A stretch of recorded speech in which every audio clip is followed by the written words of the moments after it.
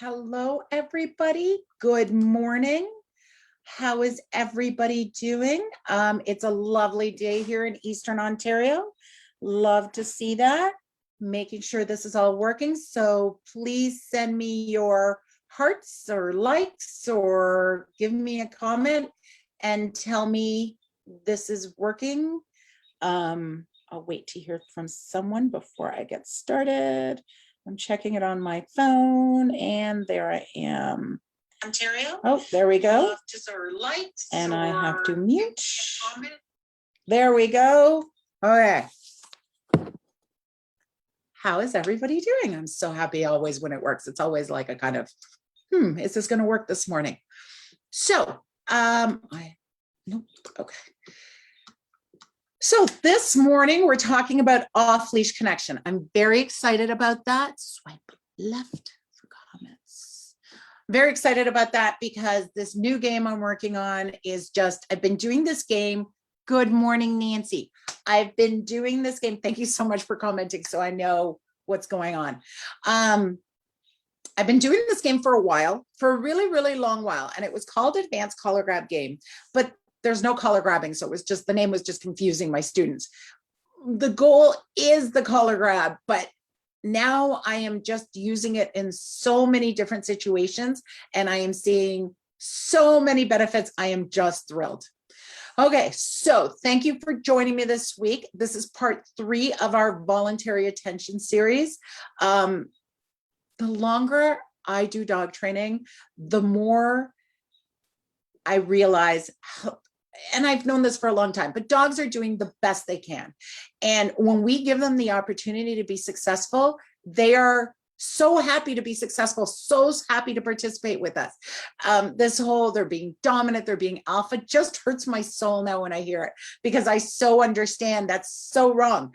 And it's sad how many people still believe it. Okay, so for those of you who've been listening to this stuff and trying it, how's it going? Let me know. Is it working? Are you having issues? Let me know in the comments so I can help you out. Really, I want to hear from you. I'm always learning, and I learn from working these things with a bunch of people. And every time I work this game, I get more information to make it better for the next person. So please let me know how it's going. As always, throughout the live, I will check the comments and look. And so if you have any questions, ask them.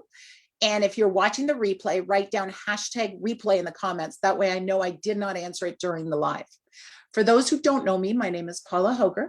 I have been a professional dog trainer for 25 years. My goal is to give you the tools to help you train your ideal dog. One of my clients made this comment. He's like, how come you train us? It's okay for the dog not to be perfect, but everybody else is working towards this perfect dog. There's no such thing as a perfectly well-behaved dog, because you know what? No matter how well-behaved your dog is, you always find new stuff to train. So there's no such thing, because you're never done. This is the great part about dog training. Your dog is always changing. Oh, I'd like him to do this now, and I'd like you to do that better. And you might go, oh, this is good enough, and that's fine. But you know there's always more you can train. There's no such thing as perfect. Perfect is not helpful. Perfect, because when you go for perfect, you always are disappointed you never get there. You go for better than you were yesterday, and you keep working on better than you were the day before, and then you keep getting better, and that's what you're working on. This morning I am talking about off-leash connection. I've had a lot of dogs. My current border collies, I go off leash every day, and it is the best time of my day. But I've definitely, even Ig, who's going to be 12 in November, he at the beginning, me and him had a really rough time creating that off leash connection. And he taught me a lot of what I did wrong and what I do right and what I do right now to consistently get that off leash. I was always so jealous of people who just seem to naturally have it, because I had to work at it. And now I have a set of things I do, and I understand how to accomplish what I want. It's not just a shot in the dark. Good morning, Dorothy. Am I seeing? Good morning, Dorothy. How are you and Billy this morning? Okay, so have you ever had a dog that plays keep away? Keep away is a dog that when you approach goes the other way. Some do it very slowly, like they just kind of, they're sniffing and you approach and they kind of keep sniffing and wander away. And some are like, they stand 10 feet away from you and everybody's like, oh, they're just playing. But, you know, they almost play bow or sometimes do play bow and then they take off. All those are considered keep away. And the harder you try to catch your dog, the further away your dog goes. Personally, keep away makes my head explode. Having had dogs that played, my very first dog played serious keep away. It just triggers me instantly, making it very hard for me to stay calm. Keep away is a vicious cycle. It always happens when you really need to get your dog back because your dog triggers off you're going, I need to catch you. And as soon as you almost don't even notice it's happening when you don't need to catch them. The minute you need to catch them, you put pressure on the dog goes full into keep away mode. It's usually if it's dangerous and you can't catch your dog, that puts you into a panic. The thing you have to remember, once your dog is in this state, everything you do is reinforcing the keep away behavior. For example, some people try running the other way, trying to get their dog to chase them. If you are lucky and this works, and I don't find it works forever, chasing is fun for the dog. Chasing is a great game.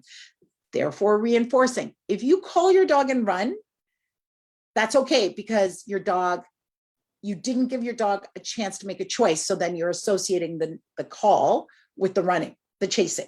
But if you call your dog, wait to see your dog's response and then run, now your dog's made a choice. So that means you call, your dog goes, and then you take off, you've rewarded that hesitation before chasing you. Therefore, you rewarded the not coming. It's like you call your dog doesn't come, and then you show them food. That showing of food reinforces the choice not to come. Where if you call and show food, they go, oh, the name predicts the food, which is how we start to teach name game. So I read all that.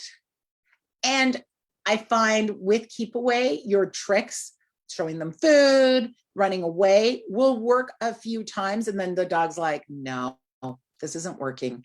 And the harder you try, the worse it gets. The real power of connection comes from teaching your dog the required skills to when you approach, they come to you.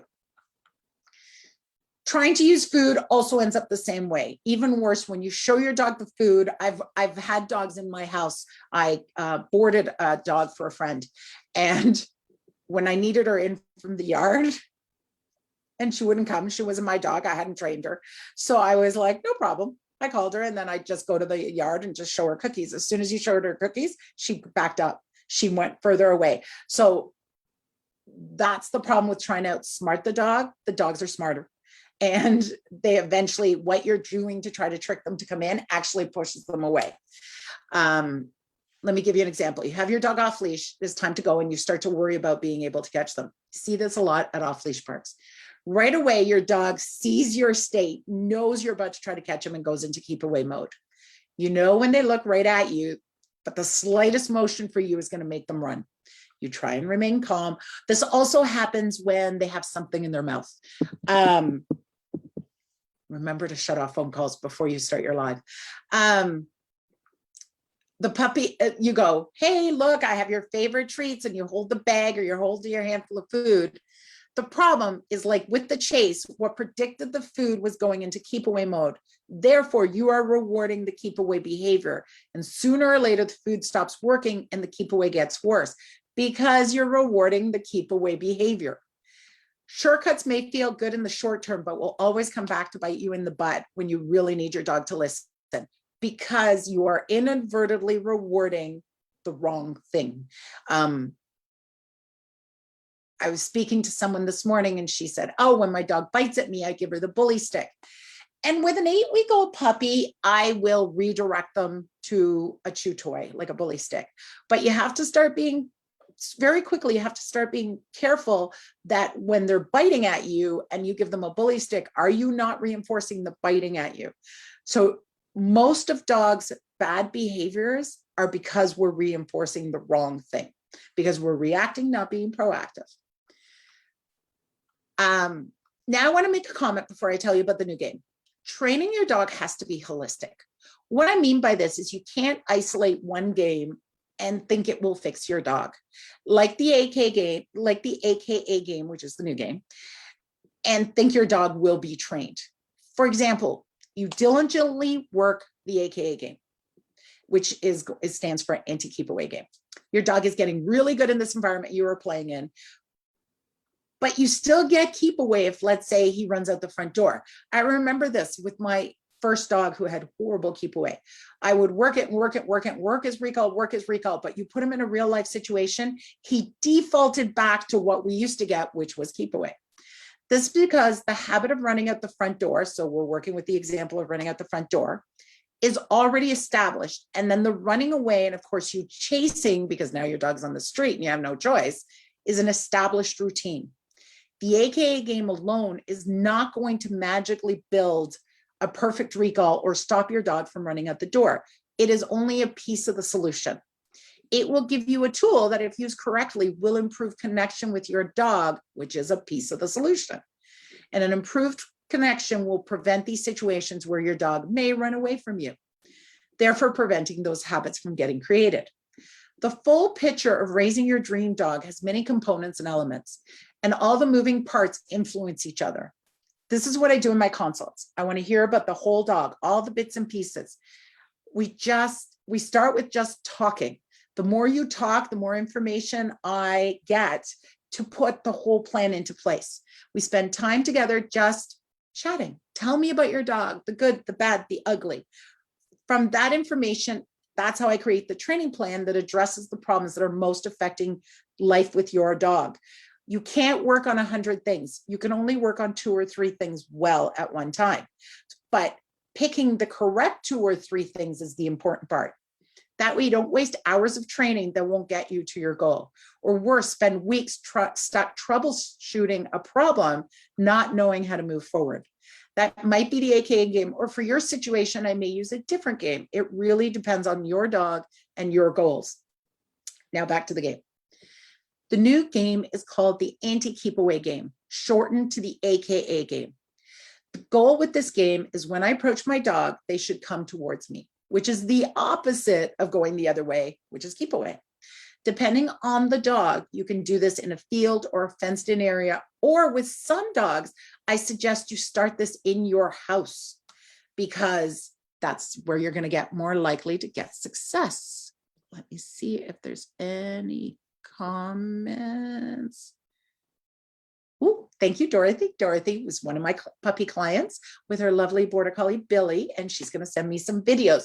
I do a lot of that. I get videos from my clients so I can give them feedback. Okay. For the first stage of the game, even if you're doing this in the house, the dog must be dragging a long line. If you're in the house, you can use a shorter leash until you know you don't need it. And I'll get to how you know you don't need it in a minute. The hard part of this game is having faith. Faith it will work and your dog will choose to approach you willingly. It will happen. I've now done this with over 100 dogs and it's always worked. It just doesn't always work right away. I have seen a client work this for 45 minutes with her dog and all of a sudden his brain arrived and he was totally connected. It was amazing. If your dog is used to you calling and trying to get his attention or trying to get stuff out of his mouth, then the habit is when they're outside is to turn their ears off, to ignore you completely and do that keep away thing. The more you call, the more they move away. With some, it's like a switch. They're doing okay and then bam, you see them go into keep away mode right in front of their eyes. I remember this happening. You were terrified. You were so tentative because you're like, oh, he's in that mode. And as soon as he was in that mode, catching him is impossible. And this, of course, triggers you, or at least me, into panic mode. So I worked very, very hard to figure this out. So for the game, you're going to let your dog loose on a long line in your safe location of choice. After your dog wanders around for a few minutes, you're just going to walk up to him. But find the end of the long line and stand on it. And then you're going to walk up the line every step on the line. Your feet on the line prevents your dog from moving away. Walk up the leash until you reach the dog and then put a cookie in his mouth and walk away. So when I first started working on this game, the problem is when you approach the dog's already in the habit of leaving. So you could never get close enough to reward you approaching and the dog not being able to leave. The long line prevents the dog from leaving, and then you arrive and give him a cookie. You do that enough, he's like, oh, hey, wait, why would I leave when you give me cookies? So the long line is really important at the beginning. With a puppy, you might not need a long line because he has no habit of keep away, but he might. So I usually start with a long line no matter what. So that's it. Say nothing, do nothing else. You are just building value for you approaching your dog. The dog learns good things happen when you approach. So you walk up, put a cookie in their mouth, walk away. You do not call them. You do not collar grab. You do nothing. You walk up, give them a cookie, walk away. And I'm going to show you videos of a couple of dogs doing this. If you get there and your dog's like, I don't want the cookie, they have to take the cookie. And so like anything else, you've got to think about, dogs that didn't read the book, don't follow all the rules. If you've got a dog who notoriously is very low food drive, I would do this when he's hungry. I would do this with super, super exciting treats. Like I've used raw beef heart, stuff like that. Stuff he's going to have a really hard time ignoring. But once I get there, I'm going to shove it in his mouth. Repeat until when you approach your dog will turn towards you. You'll see it.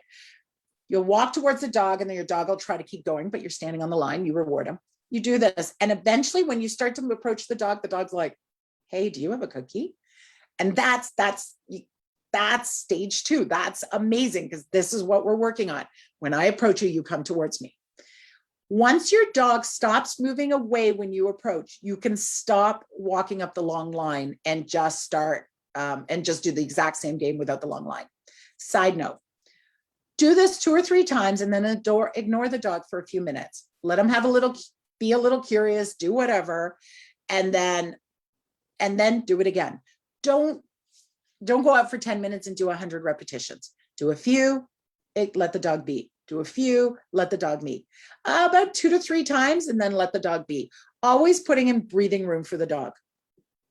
Congratulations, you are now entering stage 2. Where your dog is no longer moving away from you and actually starting to turn back towards you. Your dog is, if you have a dog who's gone like a shot every time he's off leash, I would strongly suggest you do this in the house. Start in a bathroom if necessary, the smallest room in the house. I remember when Wicca was maybe 10 weeks old, I put her in an X-Pen and gave her a raw bone. And she was really young. So she didn't have, and she had very little value coming towards me. She had very low food drive. So even doing name game or teaching her to come into my space was a challenge for her. So she was very young and I put her in an X-Pen and I walked up to the X-Pen to reward her. And she went into full panic. She grabbed the bone and was trying to get out and the X-Pen prevented her. And as soon as she stopped trying to get out, I threw a handful of food down. So that was rewarding her for not leaving. She wanted to take that bone and leave. The X-Pen worked the same as the long line would have. She wanted to take that bone and leave, and she wasn't guarding. She was just running. But when she stopped, I rewarded her. And I did that a bunch of times that day till she was like, oh, when you approach and I have a bone, great things happen. It was just a fluke. I didn't plan that situation, but now I am definitely going to always do that situation with every puppy to make sure they understand me approaching when you have food, me approaching at any time is always a good thing. But if you have a dog with a serious keep away issue, start in a tiny room like a bathroom where it's impossible to leave, like an X-Pen, right? And you're just going to walk up. If he won't even let you put it in his mouth, walk up, toss the food at his feet, walk away. Walk up, toss the food at his feet, walk away. I promise you, within a certain number of repetitions, that could be 3, it could be 20, he's going to be like, hey, you approach, you give me cookies. You're trying to break that habit of you approach means leave. Like anything, when you train your dog, you want to build success. That means finding the right combination of the proper rewards and environment for your dog to be successful. Little note about treats. Never underestimate the value of a reward. For most dogs, meat-like products work better than hard, crunchy cookies. For example, hot dogs will work better than milk bones. If your dog is not improving after a few sessions, it's time to up your treat game. I may do a live about it. I'm working on Wicca healing towards the pond. Wicca loses her brain near the pond and goes too far away from me when we're walking off leash. So I've decided to try to heal her by the pond. And I was using relatively high value treats, which I thought were high value. And she could get within 100 feet of the pond. And I've done this. I've been working on it, let's say for 5 days. And I couldn't get any further. It was like, this is as far as I can go. And then her brain would leave the country. Today, I took out cheese and I got within 50 feet of the pond before she disconnected. And I was like, oh, you like cheese a whole lot better. Now, these same cookies I used with another dog last week who thought they were like the best thing in the world and would do cartwheels for them. So remember, the value of the treat definitely changes for every dog. And try different things and assess the results and see what your dog needs for his highest value. Like all other training, how long or often you have to play this game until you get to stage 2 will depend on your dog and your environment. In stage 2, your dog should be turning towards you when you approach. This is a big one. It is the complete opposite of walking away. This is a big, big step, though it doesn't look that exciting.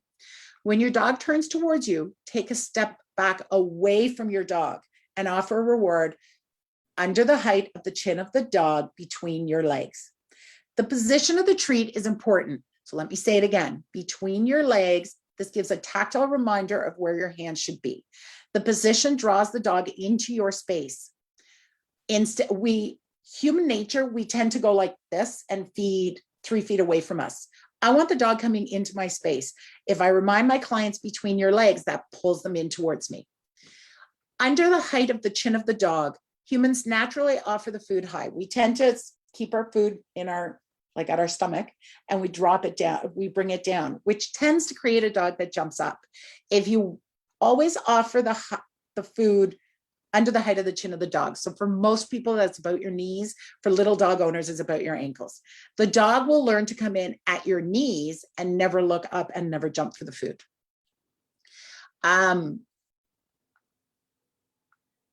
So once your dog gets rewarded, release. Say okay or break or whatever your release is, and pivot and walk away from your dog. Completely disconnect. Let me tell you why the release is important. It's a mindset thing. The goal is eventually your dog paying attention to you or staying connected until you tell them you don't have to. Even now, I'm starting to grow this behavior by not giving the dog the opportunity to disengage without being released. I am aware of this in all interactions with my dog. When I watch people work their dogs, the lack of clarity on when they should pay attention, when the dog should pay attention, and when they don't need to is a big part of the problem. I see this a lot in agility. The handler, of course, expects the dog to always pay attention. You come out in the field, your dog can't sniff, can't look away. That's what we want. But the handler will perform an exercise and then turn and talk to the instructor, completely disconnecting from the dog, who then probably starts to sniff or wander away.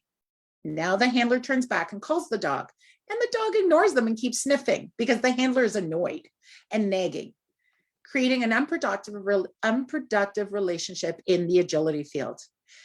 Here's another example. I watch people let their dogs drag them around to whatever the dog wants to smell on a walk, which is fine if that's what you're choosing to do. But here's the downside. The dog is regularly practicing being rewarded for intently pulling away from their owner, especially if the leash is tight. It's different if the leash is loose. Now the owner calls the dog and the dog is like, sorry, I'm busy sniffing. I'll get back to you. This is not the dog being bad. This is the dog doing what has been heavily rewarded every single day. The more you jerk the dog to listen, the less attractive you become, the more attractive the distraction. To prevent this from happening, I regularly I don't let my dog pull on leash, for starters. But then, even on leashed walks where they're not pulling, I regularly play ODR, or at least test my recall and make sure my dog's brain is actually with me, not just pretend with me. This doesn't mean they can't look around or expect my dog to focus on me 24/7. It just means I've built enough value that they can be looking at something, and when I call them, they can turn back to me. Think of your recall. This is building your recall, because if they can do it on a recall, if they can do it on a leash, they're much more likely to be able to turn away from the same distraction on a recall off leash.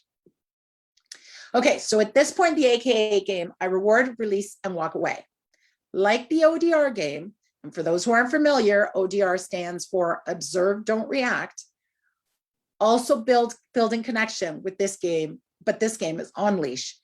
A copy of the video is available on our Facebook page, so make sure to like the page and learn more if you want to learn more about the ODR game. And that was part 1 of our connection series.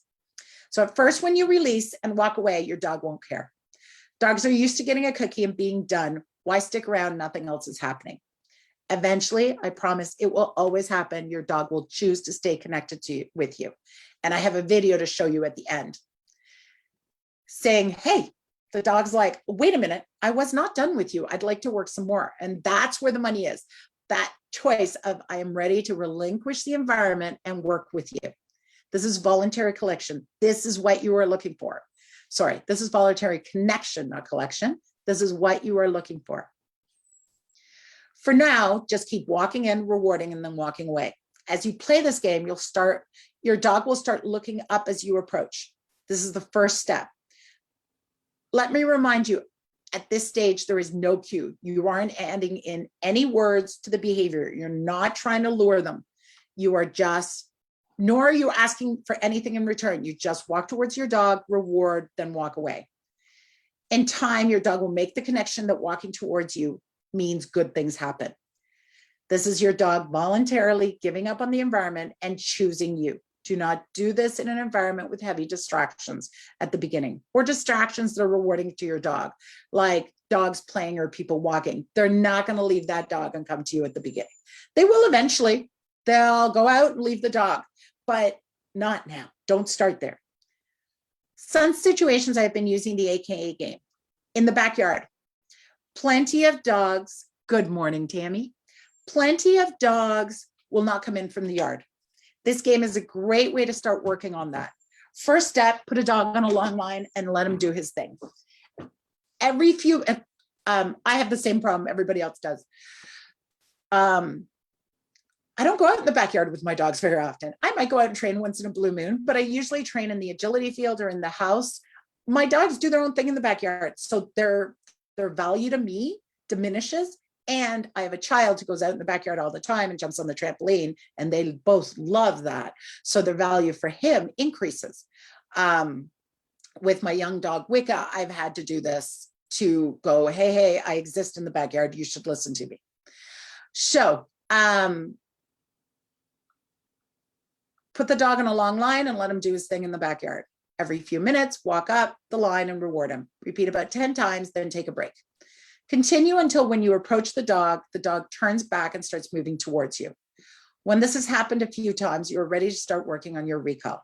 Before you play recall games, though, make sure you have put value into name game by playing it over the last few weeks in various environments on a short leash. Thing about name game, everybody wants to do it from 20 feet away. No, name game is done from 3 feet away. Build it at 3 feet. Once that's easy, 6 feet's easy, 20 feet's easy. But if you start at 20 feet and your dog saunters over or turns slowly, that's what you're creating is what you want. No, I want spin on a dime run. Now, when you approach, your dog is going to turn back towards you. Say his name before you start to back away. The dog comes, you reward between your legs and release to go play. This is starting your recall. You set the stage, right? The AKA game builds the value. If you have a dog who's not coming, this is how I start. I do a bunch of AKA game, and once the dog's like, oh yeah, look at you, you're fun, then I start building recall. Remember, it's all about creating success. It's not about going out there calling your dog not coming, and you getting annoyed. Another place I use this game is in agility. Agility is off leash. Some dogs learn to wander away when they should be working, making agility very frustrating for the owner. With dogs that behave like this, they start every class with this game. Before expecting work and focus, I give the dog the opportunity to choose their owner. I set the stage, I prime the pump, I get them ready. Once they choose the owner, they are ready to work. So if you are stuck in a place where you and your dog, or maybe are not really connected and you don't know what to do. I hear this all the time with my clients. Oh, my dog, and you see it a lot in adolescence for a couple of reasons. One is we're really crazy about giving them cookies and working when they're puppies. And then after a few months, we are like, I expect this now. So we reduce the cookies and we increase our expectations. So, and then stuff happens like bunny poop in the backyard. So all of a sudden the recall in the backyard has gone in the crapper. And like anything else in life, once they don't come when called in the backyard, they're coming when called in other places starts to diminish because they're like, oh, is this optional here? Well, maybe it's optional here. And now slowly you end up with a 9-month-old dog who doesn't come at all.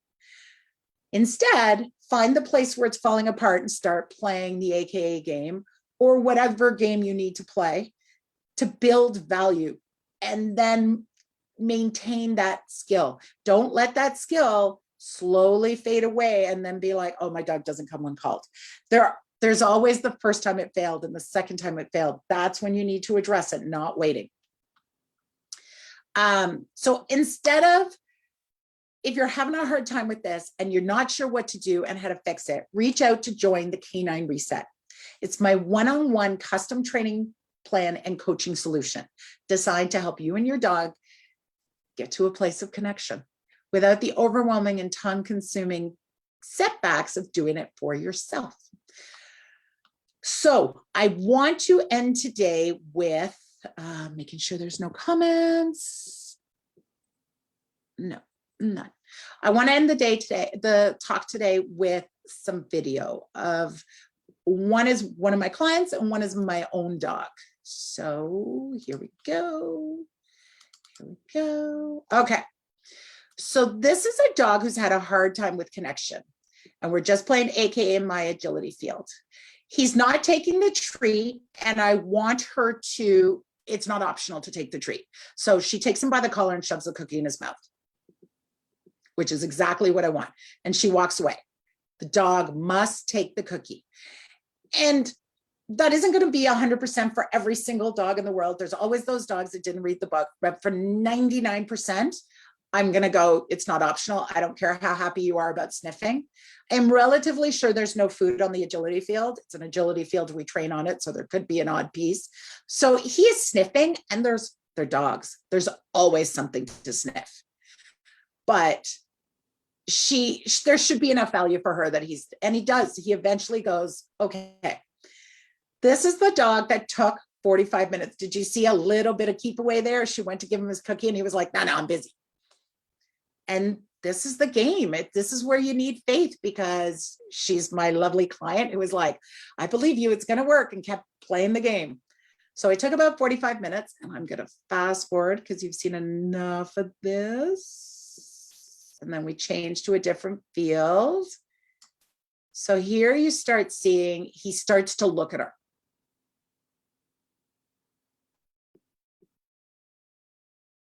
She's still, we just there. She had to stop him with the leash, but as soon as he felt the leash, he turned back to her. He didn't just, you see the difference even between, and there's connection. From the other field and this field, he's like, wait a minute, you exist. I remember you. You're my mama. I love my mama. And she's a great client who works with her dogs all the time. So his dog has had a lot of history of training there. And that's what I want to see. Now he's starting to go, hey, she's still having to step on the rope, but that's okay. One step at a time. She walks away. She walks back. And as she gets close, yes, that time she didn't have to stamp on the rope. And he turned back to her. And as soon as he turned back to her, she stepped away. Now, this is the same dog, the same day. Oh, one thing I want to comment on. She went to, let me back this up just a second. He's totally connected now and working with her. So right there. He turned away from her. And when I press play, you'll see she came towards him. Instead, when he turned away, I would have walked the opposite way, allowing him to make the choice of connection. If I went towards him and engaged, I would be rewarding him for not being connected because he was looking away when I stepped in. That's a big deal and very subtle. See, there, I would have stepped the other way. And now he's totally connected with her, even though there's something over there. And look at him now. He's sitting for her. He is ignoring sniffs. He is ignoring whatever. There's always animals in the forest. So this is the beginning of the next game we're going to talk about. And that is the need to follow you. I want, and this is why I don't let my puppy owners teach sit before this is strong. I want the dog to realize when I move backwards, unless you're in a stay, I want you to come with me. And it took him a few minutes. He was a little confused. He was like, what? You want me to come with you? Because that's the beginning of connection. When I move, you stay with me and good things happen for choosing to follow me. So this is in one day, we went from a dog who was completely disconnected to a dog who, look, is following her around the field and having a great time. And now watch, we let him go. He went to sniff. So she released him to go play. And he turns, look how far away she is when he turns back to her and goes, oh yeah, I'm coming. I love coming to you. This is exactly what AKA game was designed to do. And I'm very, very pleased how well it's working. Okay, let's go on to Wiki. So Wiki, this is last October. So Wicca is 9 months old. I could keep her connected with me at the barn, but it was always a struggle. So I also gave her freedom in the barn. I wanted to play AKA game every time I'm there. This is my barn I teach agility in the winter. So exactly how you just saw in the field, I walk up, I reward her, I walk away, and she's like, I'd rather dig in the barn. It's a barn. It's used for cows in the summer. It's used for chickens. There's always going to be smells. She's starting to go, oh, wait, oh yeah, I remember this game. I love what you. And then I release her and I walk away. But you see, she's very quick to disengage. She'll work with me. And we had been working in the barn, but I have to walk right up to her and she doesn't disengage real great from the smell. Okay, so that was her in October. And this is a video I took.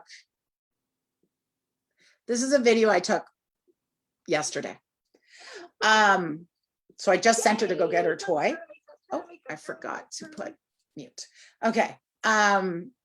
So this is at my agility field. I let her loose and we practice AKA game, but now she's not really leaving me anymore. So we practice her coming to me and sticking around me. When she comes to me, we play a little tug. I ask her a little behavior and then I let her go play. So while I move equipment around, she's got everybody sniffing that tunnel. I don't know what's in it. But I'm there, she's sniffing the tunnel, which I'm not asking the dog to pay 24/7 attention to me. I am just asking the dog to connect when I go near them. So watch when I walk by. I'm talking to her because I talk, but I walk by, she's like, hey, where are you going? That's what I want. I didn't call her. I was just like walking by. And she's like, oh yeah, I got to sniff, but wait, where are you going? What are you doing? Now she comes, of course, the camera was in the wrong place. I send her back to get her toy, rewarding that connection. We have a little tug, we have a little play. And then I do a get it game. So I throw in a bunch of skills while we're playing. I play a little tug and she's coming back to me beautifully, not always putting it in my hand. And then I say, okay, go play. And I walk away. And she's like, I'm coming with you. So when I go to do agility, because I play this, if I make a mistake, the habit of staying, and she doesn't leave me because the habit of staying with me is something I practice all the time. So that's my off-leash connection video. Hopefully you guys have learned a lot from this and some tools you can use with your own dogs. Please let me know how it's going. I'd love to hear from you. Even send me a video of what you're working on with your dog. Yeah, have a wonderful weekend. I will be back next Friday at 10 a.m. for another Facebook Live. Bye, guys. Thank you so much for listening.